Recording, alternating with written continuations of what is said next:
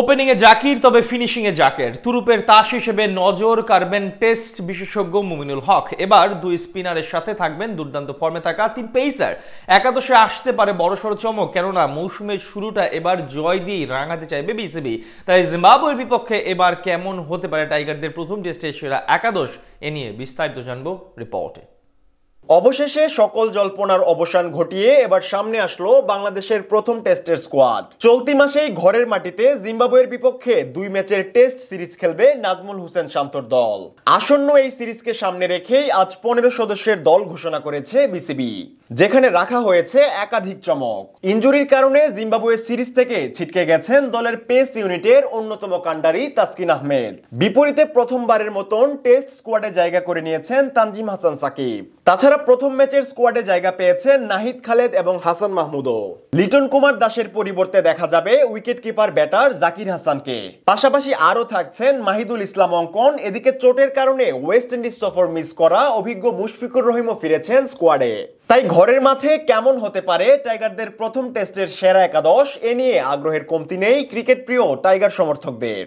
এর আগে সবশেষ 2 দলের টেস্ট ম্যাচে টাইগারদের কাছে হার নিয়ে বিদায় নিয়েছিল জিম্বাবুয়ের ক্রিকেটাররা। তাই আবারও জয় নিশ্চিতের লক্ষ্য নিয়ে নিজেদের সেরা একাদশ গঠনেই নজর দিবে টাইগার কোচ ফিল সিমন্স। তাই সবকিছু ঠিকঠাক থাকলে আসন্ন সিরিজে টাইগারদের ওপেনিং পজিশনে দেখা যেতে পারে সবশেষ বিপিএল এ সিলেটের হয়ে দুর্দান্ত ওপেনিং করা জাকির হাসানকে।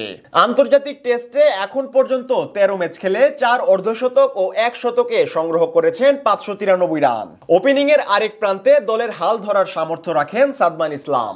এ যাবৎকালে 20 ম্যাচের টেস্ট ক্যারিয়ারে তার নামের পাশে রয়েছে 5টি অর্ধশতকের পাশাপাশি একটি সেঞ্চুরিও। এরপর ওয়ান ডাউনে দেখা যেতে পারে অধিনায়ক নাজমুল শান্তকে।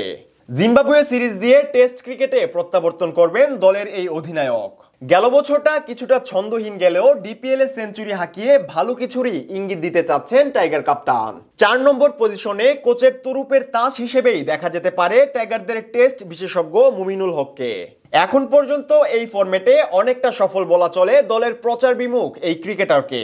5 নম্বরে থাকতে পারেন দলের সবচেয়ে সিনিয়র ক্রিকেটার মুশফিকুর রহিম। ক্যারিবীয় টেস্টে চোটের কারণে ভাগ্য সহায় না হলেও এবার পরন্ত বেলায় নিজের সামর্থ্য আরো একবার দেখানোর সুযোগ থাকছে তার সামনে।